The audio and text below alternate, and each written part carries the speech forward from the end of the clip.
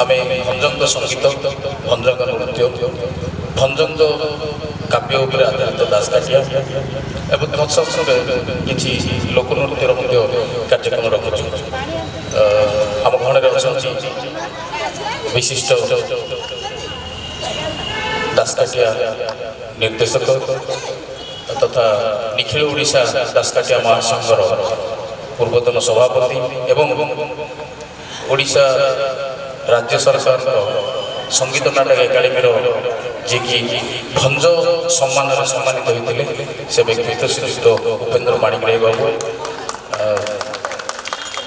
बयस 80 ऊपर 81 वर्ष किंतु कला प्रति प्रेम ममता एवं आम प्रति आशीर्वाद जो आसिक पहुँचती मुझे अनुरोध करुँच जगतनाथ जगन्नाथ पाखे गोटे धूप टे लगेदबा तापर आप कार्यक्रम आरंभ करवा भंजंग काव्य उपर दासकाठिया।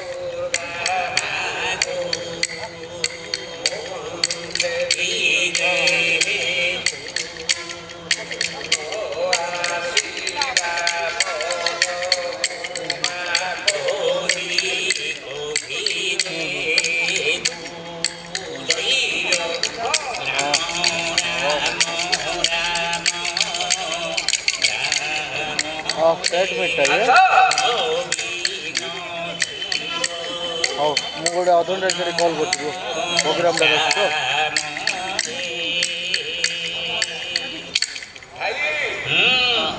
विद्यारे आदि सरस्वती अवश्य हाँ नमो नमो विशारोगे विद्या बरो गायिनी नमो नमो विचारोगे विद्या बरो गायिनी नमो नमो विचारोगे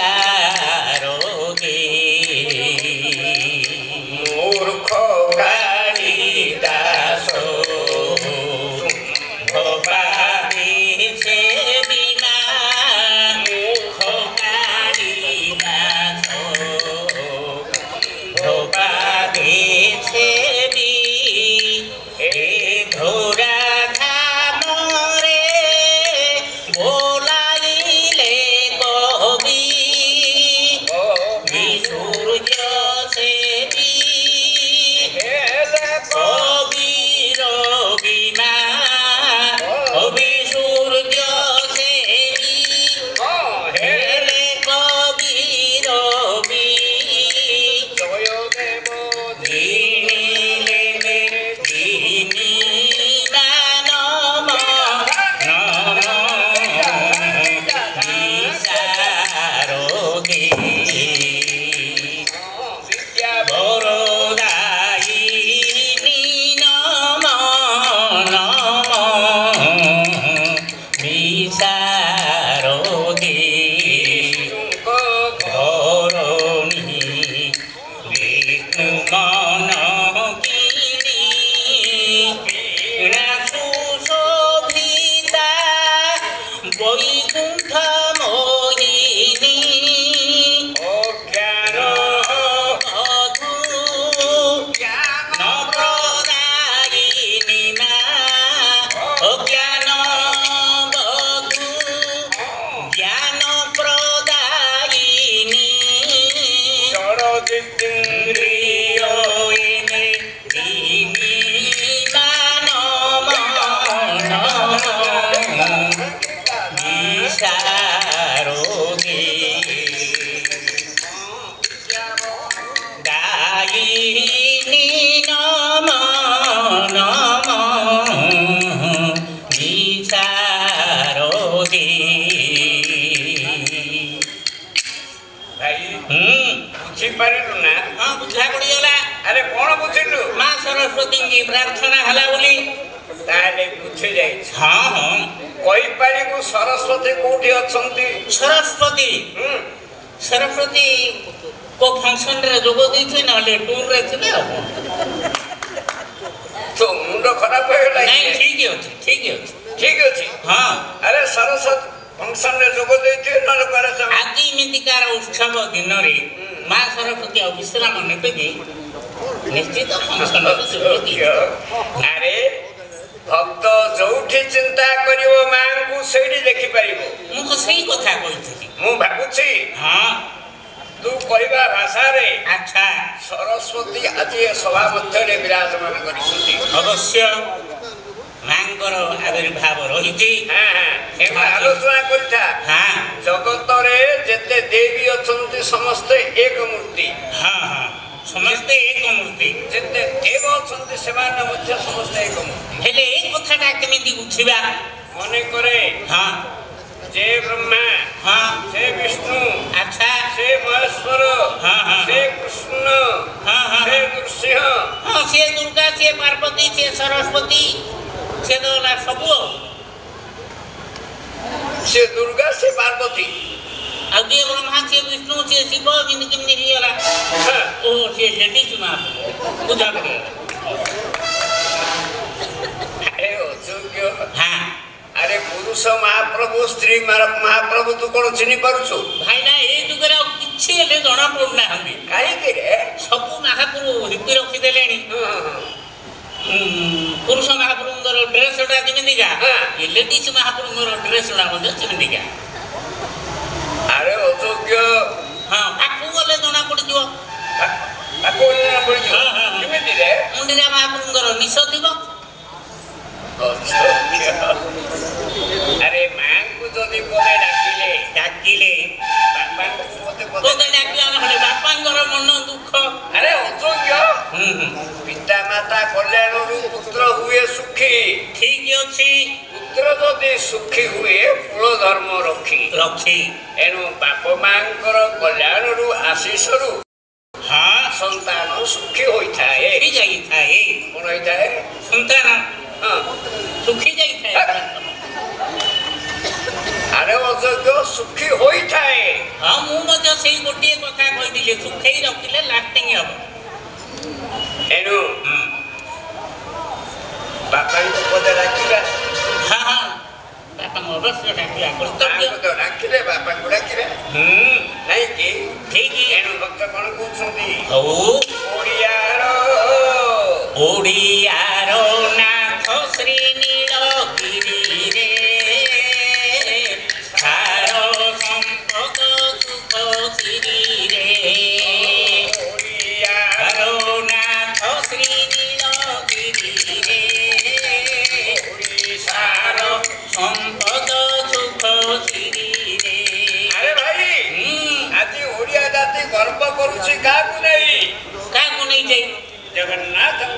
ଜଗନ୍ନାଥଙ୍କୁ ନେଇ ଗର୍ବ କରୁଛି। ଏଣୁ ଓଡ଼ିଆର ହଁ ସୁଖ ହଁ ସମ୍ପଦ ଆଚ୍ଛା ସବୁ ଯାକ ସେଇଠି ରହିଗଲା ରେ।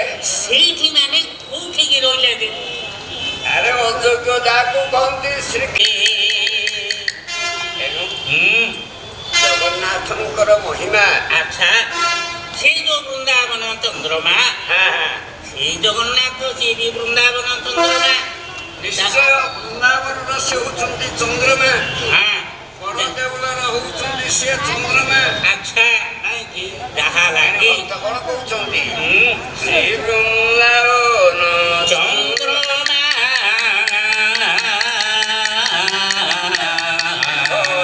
ବରଣ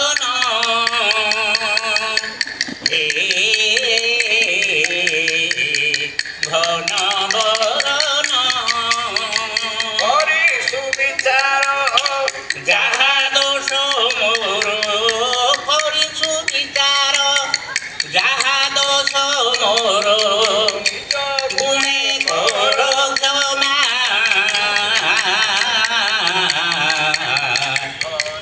ବରଣ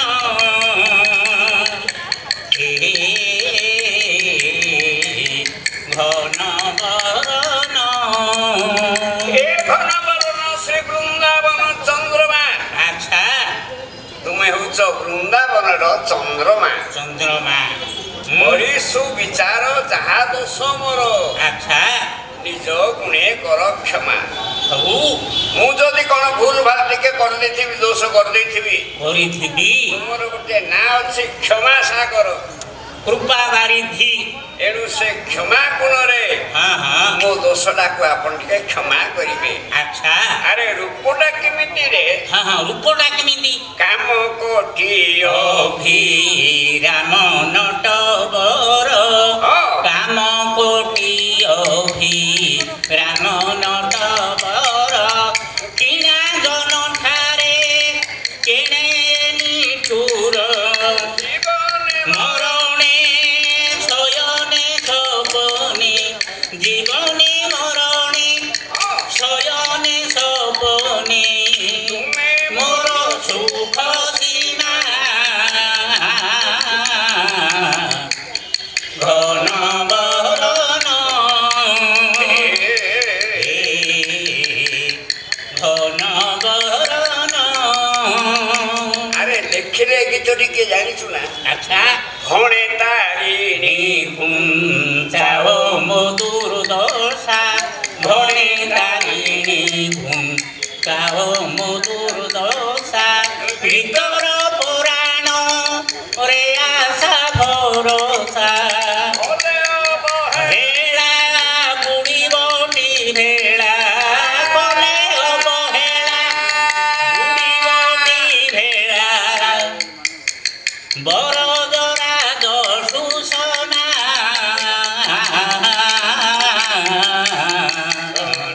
ବରଣ ହେ ଘନ ବରଣ।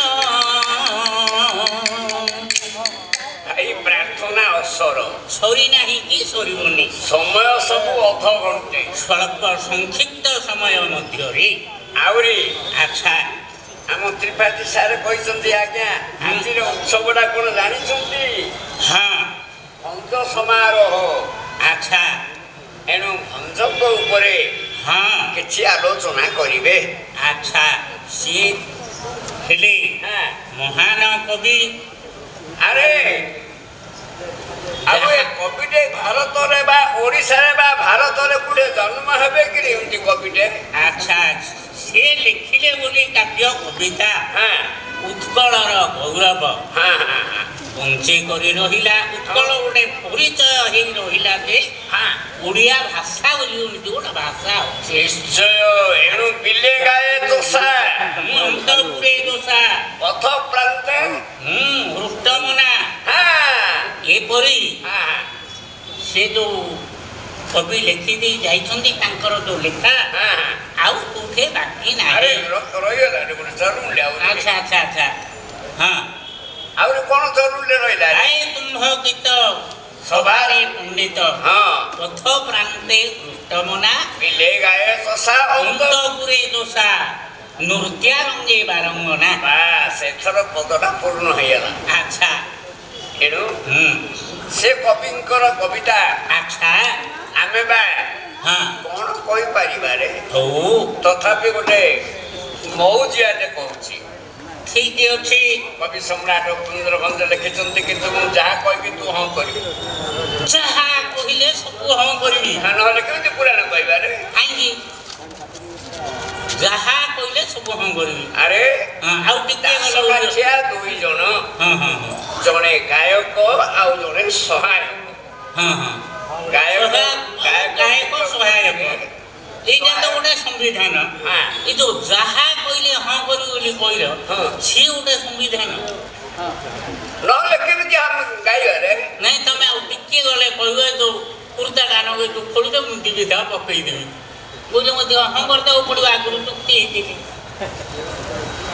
ଆରେ ଅସମ୍ବିଧାନିକ କଥା ଗାୟକ କେବେ ହେଲେ ପରିବେଷଣ କରନ୍ତି ନାହିଁ। ଆଚ୍ଛା ଆଚ୍ଛା ଯଦି ଭୁଲ କୋଠେ କରିବୁ କିଛିଟା ଦେଖା ଗଲେ ଟିକେ ଦେଖେଇଦେବୁ। କେତେ ଶ୍ରଦ୍ଧା ହେଇଗଲଣି। ଆରେ ଅଯୋଗ୍ୟ ନିୟମ କହୁଛି ସେ। ଓହୋ ନିୟମ କହୁଛି ହେଲେ ଯାହା କହିଲେ ସବୁ ହଁ କରୁଥିବି ଯୋଉଠି ନ ଆସିବ ମଧ୍ୟ ସେଇଠି ଗୋଟେ ହଁ କରିଦେବି। ଆରେ ନ ଆସିଲେ ମତେ ପଚାରିବୁ। ସେମିତି କହୁନା ଯୋଉଠି ନ ଆସିବ ପଚାରୁଥିବି। ବାବୁରେ ମତେ ଯୋଉଟା ନ ଆସିବ ସେଇଟା ମୁଁ କହିବି। କେଡେ ଜୋରରେ କହୁଛୁ? କାହିଁ ସେମିତି କହିଲା ଭଳିଆ ଦିଶୁନି କି? ହଁ ଜଣା ପଡୁଛି ତ ଅଯୋଗ୍ୟ। ଆଚ୍ଛା ଆରେ ଶୁଣେ କଣ ହେଇଛି। ଦିନେ ଏକ ବିପ୍ର ନୀଳାଚଳେ ଯାଉଥିଲେ ଜୟ ରାମ ହେ ଯାଉ ଯାଉ ବହୁ ପଥ ଚାଲି ଚାଲି ଗଲେ ସୁଜ୍ଞାଦନେ ହେ ଗୋଟିଏ ଗ୍ରାମରେ ଦେଖ ଗଲା ସନ୍ଧ୍ୟା ହୋଇ ସୁଣଦନେ ହେ ସେଠାରେ ଗୋଟେ ଗଣିକା ରହିଥିଲା ଭାଇ ହଁ ଭଜ ରାମ ହେ କହିଲା ଗୋସାଇଁ ହେ ଯିବ କେଉଁଠାକୁ ଭଜ ରାମ ହେ କହିଲେ ଯିବି ମୁହିଁ ଶ୍ରୀ ନୀଳାଚଳ ତଳକୁ ଜୟ ରାମ ହେ ଭଜ ରାମ ହେ ନବୀନ ସୁନ୍ଦର ଘନ ଶ୍ୟାମ ହେ କହିଲେ ଗୋସାଇଁ ଯିବ କୁଆଡ଼େ? ଇଏ କହିଲେ ମୁଁ ନୀଳାଚଳ ଯିବି ଜଗନ୍ନାଥଙ୍କୁ ଦର୍ଶନ କରିବି। ଜଗନ୍ନାଥଙ୍କୁ ଦର୍ଶନ କରି ଆସିନା ସନ୍ଧ୍ୟା ତ ହେଲାଣି। ଆହୁରି ତ କେତେ ବାଟ ଅଛି ନୀଳାଚଳ ଯିବା ପାଇଁ। ଆଉ ଏବେ କୋଉ ଟାଇମରେ କେମିତି ଯିବ? ଆରେ ସେ ଯୁଗରେ କଣ ଯିବା ଆସିବା ବସ ଗାଡି କଣ ଥିଲା? ଏମିତି କିଛି ସୁବିଧା ନଥିଲା। ଚାଲି ଚାଲି ଯାଉଥିଲେ ପଥକୁ ଅତିକ୍ରମ କରୁଥିଲେ। ଗୋସାଇଁ ଆଜି ରାତି ଟିକେ ମୋ ପୁରରେ ବିଶ୍ରାମ ନିଅନ୍ତୁ। ଆଚ୍ଛା ଆଚ୍ଛା ଗୋପୁରରେ ବିଶ୍ରାମ ନିଅ ବୋଲି ଅନୁରୋଧ କରିଲା। ହେଲେ ଗୋସାଇଁ କହିଲେ ଆହୁରି କଣ କହିଲା? ଖାଲି ଅନୁରୋଧ କରିନି। କହିଲା ଗୋସାଇଁ ତମେ ନୀଳାଚଳ ଗଲେ ଖାଲି ଜଗନ୍ନାଥଙ୍କୁ ଦେଖିବ। ଆଚ୍ଛା ଆଚ୍ଛା ଆଚ୍ଛା ଆଉ କାହାକୁ ଦେଖିପାରିବନି। ଆଉ ସାଇଡରେ କାହାକୁ ଆଉ ଦେଖିପାରିବନି। କିନ୍ତୁ ତ୍ରିଦେବ ମୁଠାରେ ଚଳେ କିପା ଯିବ ଆସ ଦର୍ଶନ କରିବ ମହିଦେବ ଆସ ଦର୍ଶନ କରିବ। ଆରେ ମହି ବୋଇଲେ ପୃଥିବୀ ପୃଥିବୀର ଦେବତା ହେଲେ ବ୍ରାହ୍ମଣ ବ୍ରାହ୍ମଣ ହେ ମହିଦେବ ଆସ ଦର୍ଶନ କରିବ। ତ୍ରିଦେବ ମୁଠାରେ ଛନ୍ତି ନୀଳାଚଳେ କିବା ଯିବ। ଆଚ୍ଛା ନୀଳାଚଳ ଏଇଠି ଅଛନ୍ତି ତ୍ରିଦେବ ଏତେ ପରିଶ୍ରମ କରି କାହିଁକି ଯିବ? ଆଚ୍ଛା କହିଲା ଫେର ସେ କହୁଛି ଦୋଷା। ତ୍ରିଦେବ ବୋଇଲେ ବ୍ରହ୍ମା ବିଷ୍ଣୁ ମହେଶ୍ୱର ତିନିଟା ଦେବତା। ବ୍ରହ୍ମା ଯେ ଚତୁରାନନ ଚତୁରୀ ଅଟେ ଜାଣ ବ୍ରହ୍ମା ଯେ ଚତୁରାନନ ମୁଁ ଚତୁରୀ ଅଟେ ଜାଣ ମରାଳ ବାହନ ତାଙ୍କ ଧବ ବାହନ ମୋର ଗତିରେ ଥିବ ସେ ସୃଷ୍ଟି ସର୍ବ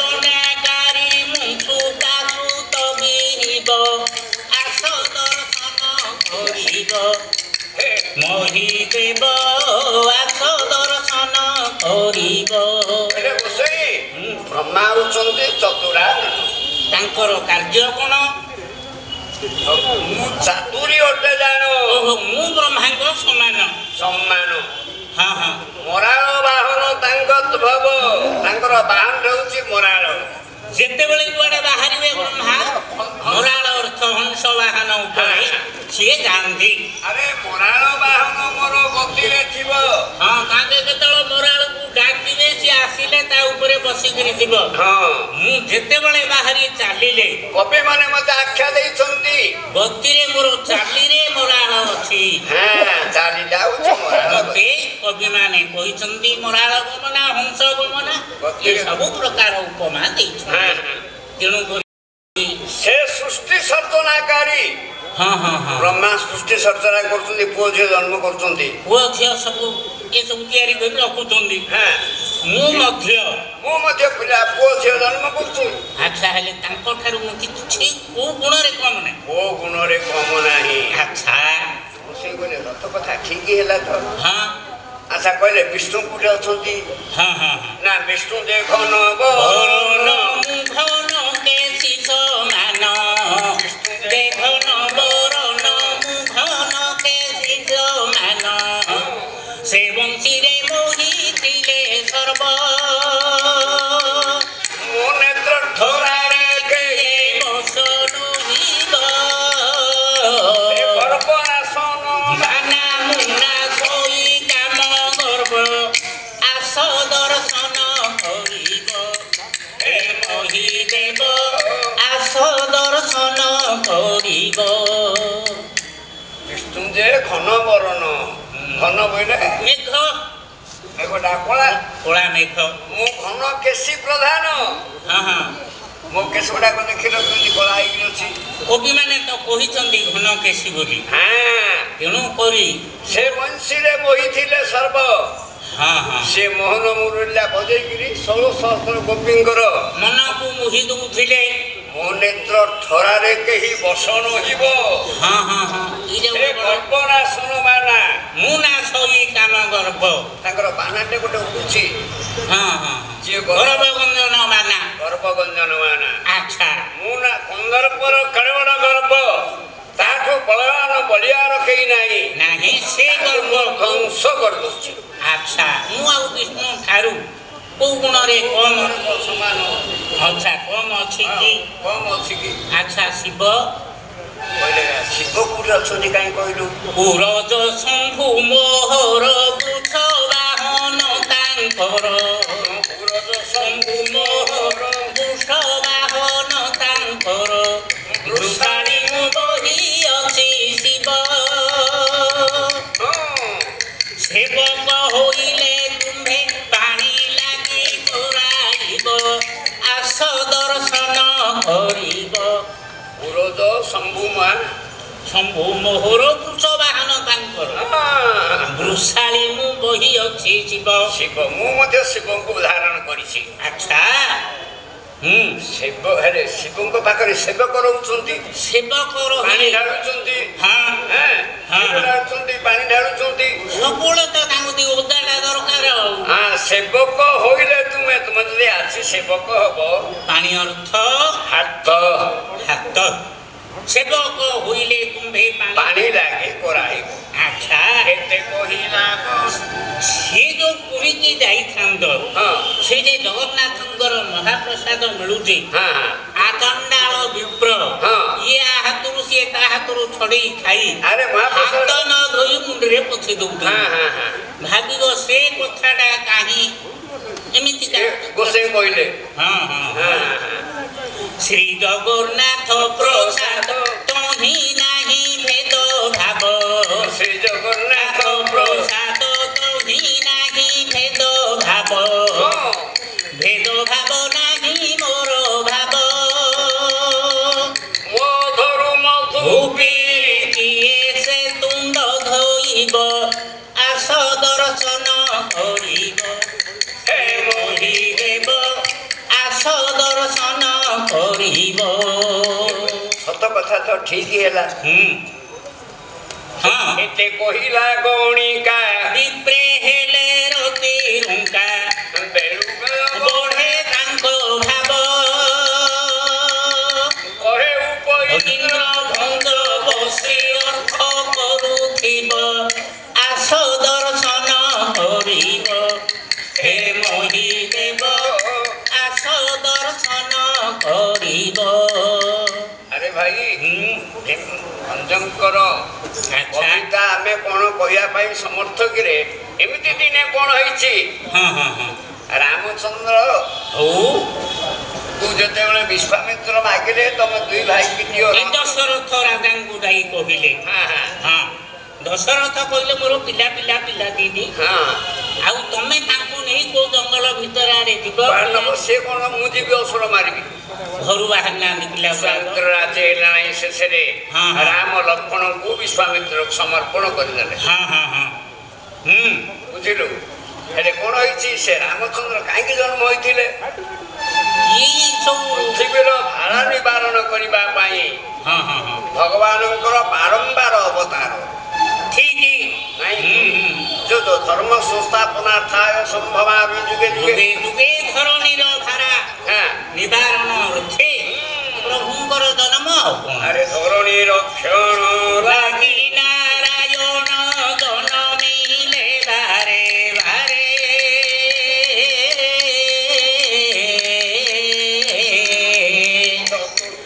ମୂରତି ହୋଇଛି ପତି ଅବତୀର୍ଣ୍ଣ ଦୋଧ୍ୟାରେ ଅବତୀର୍ଣ୍ଣ ଦୋଧ୍ୟାରେ ଭରତ ଶତ୍ରୁଘ୍ନ ଦଶରଥଙ୍କ ନନ୍ଦନ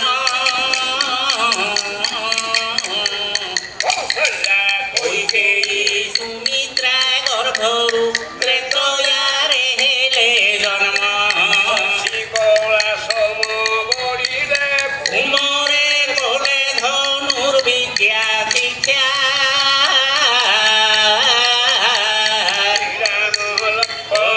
ବିଶ୍ୱାମିତ୍ର ସଙ୍ଗେ ଗଲେ ଦେବାକୁ ପରୀକ୍ଷା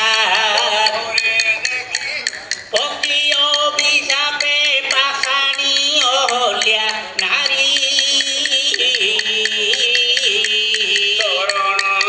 ରସି ଛାଡ଼ିଲେ ତାଙ୍କୁ ଶ୍ରୀରାମ କୋଦଣ୍ଡ ଧାରୀ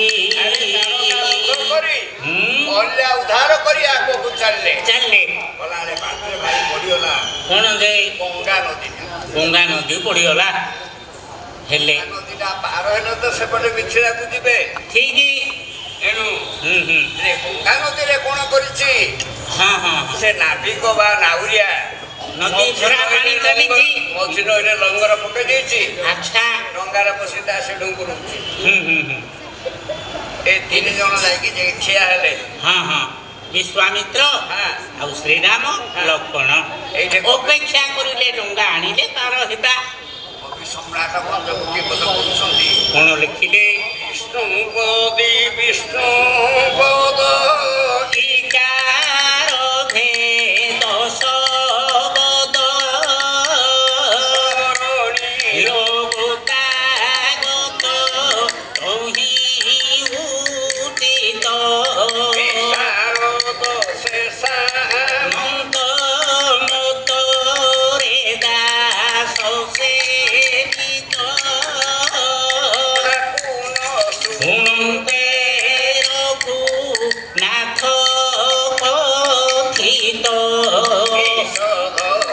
প্রায়ে কি তুহি বিষধর প্রায়ে কি তুহি ত্রোঢালি যাহা উদার নহি বারে নেত্র ঢালি যাহা উদার নহি। আরে ভাই কবি সম্রাট কোন লেখুଛନ୍ତି বিষ্ণু ବିଷ୍ଣୁ ପଦ আচ্ছা ଇକାର ଭେଦ ଶବଦ ମଝିରେ ଦୀର୍ଘିକାଟା ଆଜ୍ଞା ରହିଲା ଦୀର୍ଘିକାଟା ଯଦି ବାହାର କରିଦବା ये विष्णुपद ସିଏ ବି ବିଷ୍ଣୁପଦ ଦ୍ୱିପଦ ଯାକ ଏକା। ହେଲେ ବିଷ୍ଣୁପଦ କିଏ ସେ? ବିଷ୍ଣୁପଦ ଆକାଶ, ବିଷ୍ଣୁପତି ବିଷ୍ଣୁପତି ଗଙ୍ଗା। କାହିଁକି? ଆଚ୍ଛା, ବିଷ୍ଣୁଙ୍କର ନଖ କୋଣରୁ ବାହାରୁଥିବାରୁ ବା ପାଦ ଦେଶରୁ ବାହାରୁଥିବାରୁ ଗଙ୍ଗାଙ୍କର ନାଁ ହେଲା ବିଷ୍ଣୁପତି।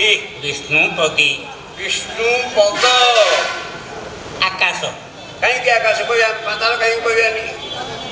ये जो त्रिविक्रम मूर्ति धारण करथिले प्रभु ବାମନବତାରରେ ଯେତେବେଳେ ବଳିରାଜାକୁ 3 ପାଦ ଭୂମି ଦାନ ମାଗିଥିଲେ, ମାଗିଲେ ବଳିରାଜା ହଁ କରିଛି। ଗୋଟିଏ ପାଦରେ ମର୍ତ୍ତ୍ୟ ଆଉ ଗୋଟିଏ ପାଦରେ ପାଦ ଯାଇକରି ସ୍ୱର୍ଗରେ ଲାଗିଥିଲା ବିଷ୍ଣୁଙ୍କର। ହଁ ହଁ ହଁ, ଏଣୁ ସ୍ୱର୍ଗର ଗୋଟେ ନାଁ, ଆକାଶର ଗୋଟେ ନାଁ ହଉଛି ବିଷ୍ଣୁ ପଦ ସେଇଠିକି ବଢେଇଥିବାରୁ ସିଏ ହେଇଗଲେ ବିଷ୍ଣୁ ପଦ। ବିଷ୍ଣୁପଦ। ତରଣୀର ଗତାଗତ ତ ହିଁ ଉଚିତ। ହଁ ହଁ ତରଣୀ ବୋଇଲେ ଆଜ୍ଞା ଡଙ୍ଗା ହଁ ହଁ, ବା ନା ନୌକା। ନୌକା। ବିଷ୍ଣୁପତିରେ ନୌକା ଏପଟକୁ ଯାଉଛି, ସେପଟକୁ ଆସୁଛି, ତା କାମ ସେ କରିଥାଉଛି। ହଁ ହଁ ହଁ, କିନ୍ତୁ ବିଷ୍ଣୁପଦରେ ତରୁଣୀ କିଏ ସେ? ଆକାଶ ଗଙ୍ଗା। ଆକାଶ ଗଙ୍ଗା କଣ? ସୂର୍ଯ୍ୟ। ଆକାଶ ଗଙ୍ଗାରେ ହଁ। ତରୁଣୀ ଅର୍ଥ ସୂର୍ଯ୍ୟ। ତରଣୀ ଅର୍ଥ ସୂର୍ଯ୍ୟ। ସୂର୍ଯ୍ୟ ଏପଟକୁ ଯାଉଛନ୍ତି, ସେପଟକୁ ଆସୁଛନ୍ତି। ହଁ ହଁ ହଁ, ଓଲଟା ଆଉନାହାନ୍ତି। ତରଣୀର ଗତାଗତ ତ ହିଁ ଉଚିତ। ଠିକ। ବିଶାରଦ ସେ ସାମନ୍ତ ମତ୍ତରେ ଦାସ ସେବିତ। ହଁ ହଁ ହଁ, ବିଶାରଦ ବିଶେଷ ଭାବରେ ବିଶାରଦ ଅର୍ଥ ପଣ୍ଡିତ। ପଣ୍ଡିତ ଯେ ଜ୍ଞାନ ଆହରଣ କରିଛି, ବିଶେଷ ଭାବରେ ଜ୍ଞାନ ଆହରଣ କରିଛନ୍ତି, ତାଙ୍କୁ କହନ୍ତି ବିଶାରଦ। ବିଶାରଦ ଯେ କି ପଣ୍ଡିତ। ସେ ସାମନ୍ତ। ହଁ ହଁ, ସାମନ୍ତ କିଏ? ଆଜ୍ଞା ରାଜାଙ୍କର ରାଜାଙ୍କର ସାନ ଭାଇ କି ସାମନ୍ତ ରାଜା କୁହାଯାଏ। ଠିକ। ଲକ୍ଷ୍ମଣ ହଉ, ଠିଆ ହେଇକିରି ଡାକିଲେ, ରେ ନାଉରିଆ, ଆମେ ଏଠି ଅପେକ୍ଷା କରିଛୁ, ତୁ ଡଙ୍ଗା କୂଳକୁ ଆଣେ। ଆଣିଲେ ଆମେ ପାର ହୋଇ ଆର ପଟକୁ ଯିବୁ। ସିଏ କଣ କରିଛି ନା, ଲକ୍ଷ୍ମଣର କଥା କିଛି ଶୁଣି ମାଡ଼ କଲା ଭଳିଆ ତା ସେ ଡୁଙ୍ଗୁରିକିରି ବଇଛି। ସିଏ ଭାବୁଛି ମୁଁ ନ ଶୁଣିଲେ ଗଲା ଆଉ। ତାକୁ ନ ଶୁଣନ୍ତେ ରଘୁନାଥ କଥିତ। ଡାକି ଡାକିକିରି ତଳେ ଲକ୍ଷ୍ମଣ ହାଲିଆ ହେଇଗଲେ। ରଘୁନାଥ ଯେ ମର୍ଯ୍ୟାଦା ପୁରୁଷୋତ୍ତମ ରାମଚନ୍ଦ୍ର ଠିଆ ହେଲେ। ସିଏ କଣ କହିଲେ? ବିଷଧର ପ୍ରାୟ କିନ୍ତୁ ହିଁ। ଆଚ୍ଛା, ବିଷଧର ସର୍ପ। ବାରେ ନେତ୍ର ଧାରି ଚାହା ଉଦାହରଣ ହିଁ। ହେଲେ ବିଷଧର ବୋଲି କାହିଁକି କହିଲେ? ବିଷଧର ବୋଲେ ତ ସାପ ଆମେ ଜାଣିଛେ। ବିଷକୁ ଯିଏ ଧାରଣ କରୁଛି ସେ ହେଲା ବିଷଧର। ଏ ଯୋଉ କାନ ନଥାଏ, ସାପର କାନ ନାହିଁ, ସେ ଆଖି ବାଟେ ଚାହେଁ ଜାଣେ। ତେଣୁ କରି ତାର ନାଁ ହଉଛି ଚକ୍ଷୁସ୍ରବା। ଆଖିରେ ଶୁଣେ। ଏଣୁ କାଲା ତ କାନକୁ ଯଦି ଶୁଭୁନି, ତାହେଲେ ଟିକେ ୟାର ନା ଆମେ 3 ଜଣ ଅପେକ୍ଷା କରିଛୁ। ଆଚ୍ଛା, ନଦୀ ପାର ହବ। ଯେତେବେଳେ ଶୁଣିଦେଲା ନାଉରିଆ, ଆଜ୍ଞା କାଲା, ତାକୁ କାଲା କହିଲେ ସେ କିଛି କହିବନି। ତାକୁ କାନକୁ ଶୁଭୁଛି, ସିଏ କାହିଁକି ହଁ କରିବ? ସେ କାହିଁକି ହଁ କରିବ? ଏଥର ପାଟି ଫିଟେଇଲା। ପାଟି କିଏ ସେ? ନାବିକ। ନାବିକ କଣ କହିଲା? ଦ୍ୱିତୀୟ ପଦକ କହିଲେ, ଆଜ୍ଞା କହିସାରିଲେଣି। ବଧିର ନୁହଇ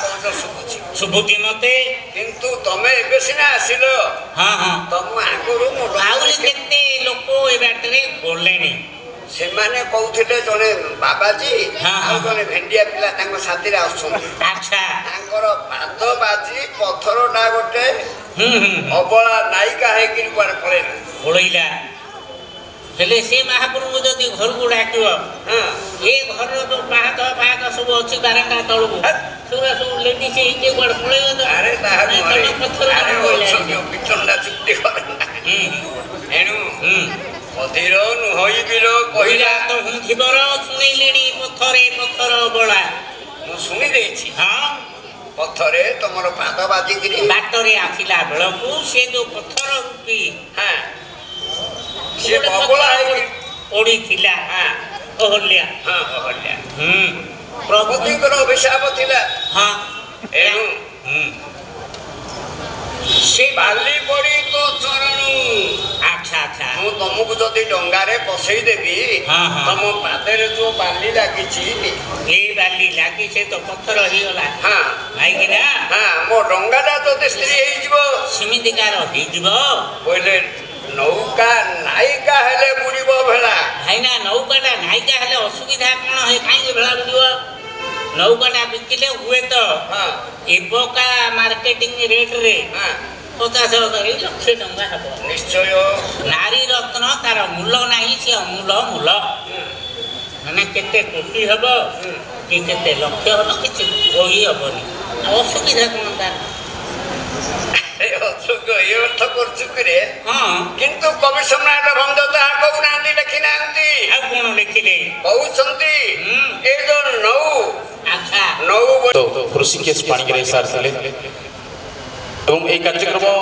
बहुत आग को जाइला बहुत सुंदर भाव होता भुवनेश्वर ब्रह्मपुर एवं भंज विहार होता ये कार्यक्रम विषय प्रोफेसर मनमोहन पाड़ी सार गोटे मैगजीन लिखी से लेखाटी पढ़ा पर मो मन में आशा जागृत होता है एक कार्यक्रम आयोजन करने भगवान का आशीर्वाद आपण मान स्नेह श्रद्धार आम ये कार्यक्रम कर बर्तमान सफल हो समय नष्ट न करूँ मु अनुरोध करुँच आज कार्यक्रम अध्यक्ष श्रीजुक्त ऋषिकेश पाणिग्राही सार मंच उपरक आसवे और तत्संगे संगे आज कार्यक्रम जे मुख्य अतिथि मु अनुरोध करुँच ब्रह्मपुर मेयर श्रीमती संघमित्रा दले जी कि जड़े केवल जे मेयर नुहति जड़े कलाप्रेमी जड़े साहित्यिक आज से जड़े साहित्यिक हिसाब से आम जोग देती मु अनुरोध करुँच ऋषिकेश पाणिग्राही सार और मैडम मंच उपरक आसवे और अनुरोध करुँच जे कार्यक्रम मूलदुआ पकड़े प्रोफेसर मनमोहन पाड़ी सार पूर्वतन कुलपति खलिकोट विश्वविद्यालय और प्रोफेसर लक्ष्मीनारायण राउत सार जे कि प्रेसिडेंट भंज फाउंडेशन अनुरोध करुँच मंच उपरक आसवे तत्संगे संगे आज जे मुख्य वक्ता भंजनगर आसिक आम गण में पहुंची जे कि कवि सम्राट उपेन्द्र भंज साहित्य अनुष्ठान सभापति डॉक्टर सुरेश चंद्र पंडा सार अनुरोध कर मंच उपरक आसवे और अनुरोध करुँच अभिनय जगतर परिचालक रवींद्र कुमार नायक महोदय को से मंच उपरक आसवे और आमर संगठिका उषाराणी महापात्र को अनुरोध करुँच प्लीज मंच उपरक आस।